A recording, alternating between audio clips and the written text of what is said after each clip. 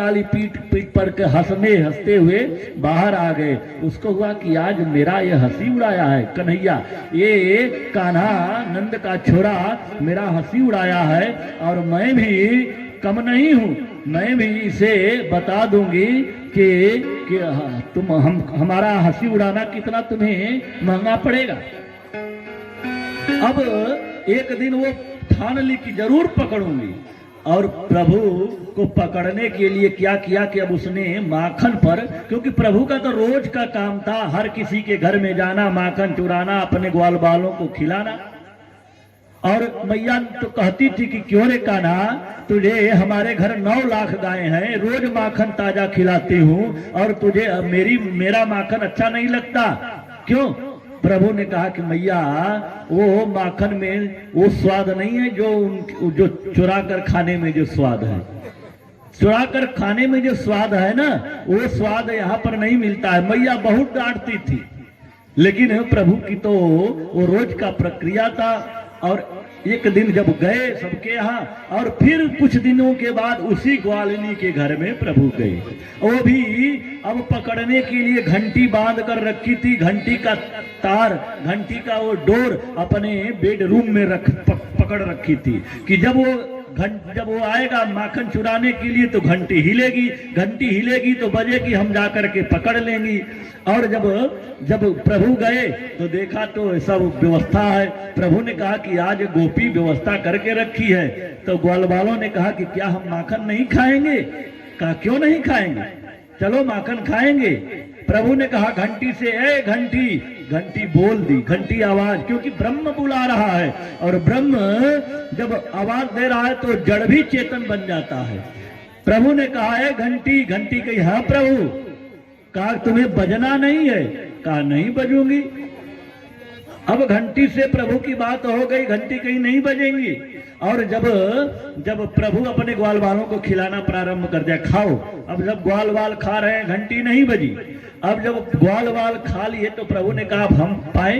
प्रभु ने हाथ लगाया और मुख में जो ही लगाया तब तक घंटी बजने लगी, घंटी टन टन टन टन करके बजने लगी। गोपी अपने उस रूम से आई और पकड़ ली। प्रभु ने कहा कि तुमने गलत किया घंटी। कहा कि प्रभु तुमने क्यों बजी? कहा प्रभु जब आपके ग्वाल बाल खा रहे थे तो मैं बजी।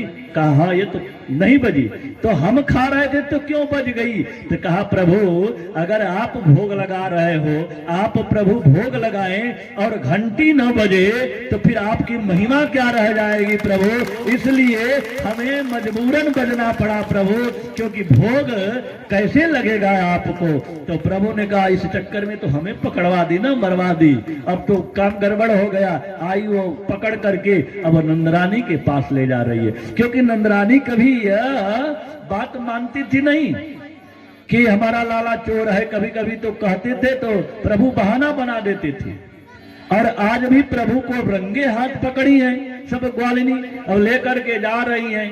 तो प्रभु से ताज मैया के पास लेकर जा रही हैं। प्रभु ने सोचा कि अब तो इस बार हमारे मुख में माखन लगा है, अब मैया से भी झूठ बोलूंगा तो मानने वाली है नहीं, क्योंकि मुख में लगा है माखन, तो क्या करूं। और प्रभु भी बातें बनाने में माहिर है, क्योंकि कहते हैं ना कि राम कृष्ण दो एक है, अंतर नहीं निमेष। और प्रभु राम के नयन गंभीर हैं और प्रभु कृष्ण के चपल विशेष, इनमें चपलता बहुत ज्यादा है। प्रभु में इतने चपल है कि अपना चपलता से कार्य सिद्ध कर लेते हैं। प्रभु ने कहा अच्छा कोई उपाय तो लगाता हूं। अब जब तक वो पकड़ करके मां प्रभु को लेकर जाती तब तक प्रभु ने एक उपाय बना लिया, मैया के सामने खड़ा कर दे। कह रही है कि देखो देखो, अभी तुम कहती थी ना कि मेरा लाला चोर नहीं है, तुम सब झूठ बोलती हो, देखो अभी तो रंगे हाथ मुख में लगा हुआ है। अब मैया को बहुत बुरा लगा, किसी के पुत्र को कोई चोर कहे तो उस समय अच्छा लगेगा, और उस समय मैया को बहुत बुरा लगा कि मेरे घर 9 लाख गायें और ये कन्हैया, इसी के चलते आज मुझे उलाहना सुनना पड़ता है, ये बहुत अच्छा बात नहीं है। और मैया ने कहा क्यों रे कान्हा तूने माखन खाया? प्रभु ने कहा ना मैया मैंने माखन नहीं खाया। करे दैया रे दैया, सब ग्वालिनी करे दैया रे, कितना झूठ बोल रहा है, माखन मुख में लगा है और कह रहा है कि नहीं खाए।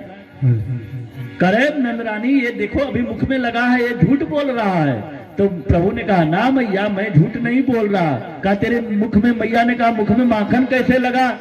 तो प्रभु कह रहे हैं ए ग्वालिनी सब बैर परे और बरबस मुख लपटायो, मैया मैं नहीं माखन खायो। ये ग्वालिनी है ना, ये जब मैं जाता हूँ ना तो ये कहती है कि कन्हैया इधर आ थोड़ा नाच के दिखा, तो मैं नहीं नाचता हूँ ना तो मुझे माखन की लालच देती है कि माखन दूंगी तू नाच, तो मैं नाचने लगता हूँ मैया। और जब नहीं नाचता, आज जब मैंने कह दिया था कि मैं आज नहीं नाचूंगा क्योंकि मैया बोलती है, तब आज इन्होंने कहा कि अभी तुम्हें माखन मुख में लगा करके तेरे सामने लाकर खड़ा कर दिया और ये बरबस मुख लपटायो, मैया मैं नहीं माखन खायो। ये सब कह रहे हैं कि क्या ऐसी बात कह रहे हो?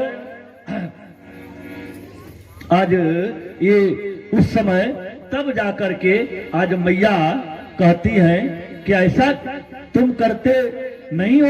कहा नहीं मैया मैं नहीं करता हूं। तब प्रभु आज कहते हैं गोपियां तो प्रभु को मिलने के लिए एक उनका ओलाहना जो ना था ना वो बहाना था, क्योंकि प्रभु अगर एक दिन उस अपने ब्रजमंडल में उस गोकुल गांव में किसी के घर नहीं जाते थे तो उन ग्वालिनों को लगता था कि कई त्रुटि युगायते, एक जब पल गिरता है उनको उतने देर अगर भगवान कृष्ण को नहीं देखती थी तो लगता था कि कई युग बीत गया है, कई युग बीत गया है। देखे बिन कान्हा को जब मन नहीं माना तो गोपियों का ताना, वो ओल्हाना कृष्ण से मिलने का एक बहाना था। एक कृष्ण का दर्शन करने का वो एक बहाना था उनका। नहीं तो गोपियां तो हर रोज जो माखन सजा करके वो माखन सजा करके रखती थी कि आज भगवान कृष्ण प्रभु आएंगे। आज मेरे अंगना में आओ नंदलाल, आओ गोपाल दर्शन की प्यासे गुजरिया।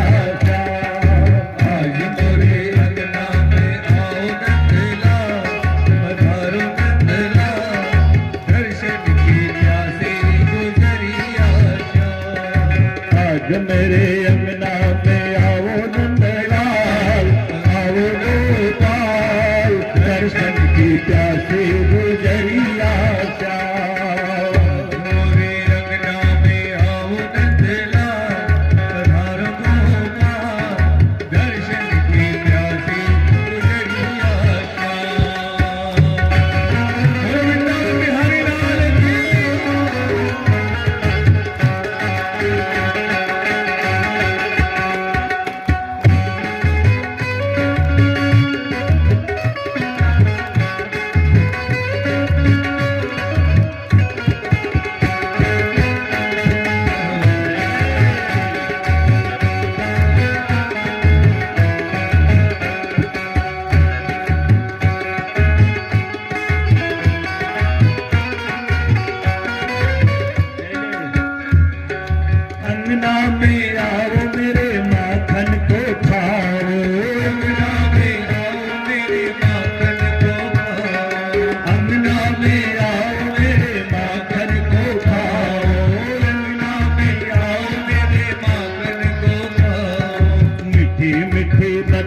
सुनाओ नंदलाल, आओ गोपाल दर्शन की प्यासे गुजरिया। अंगना में आओ नंदलाल, आओ गोपाल दर्शन की प्यासे गुजरिया।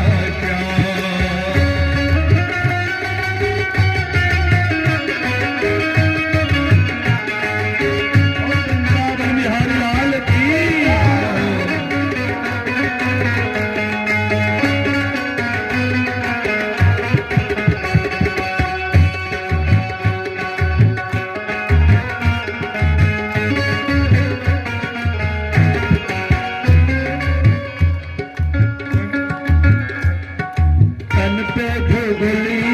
शिष पे लोटोलिया, तन पे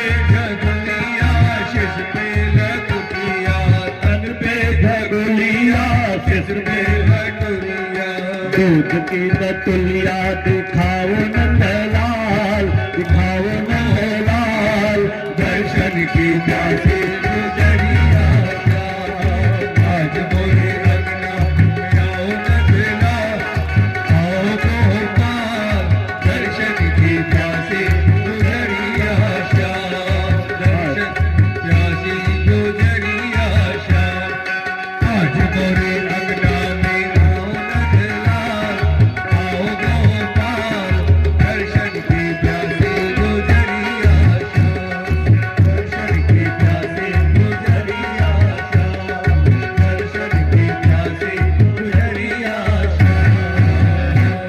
बोल वृंदावन बिहारी लाल की जय। आज गोपियां प्रभु का दर्शन करने के लिए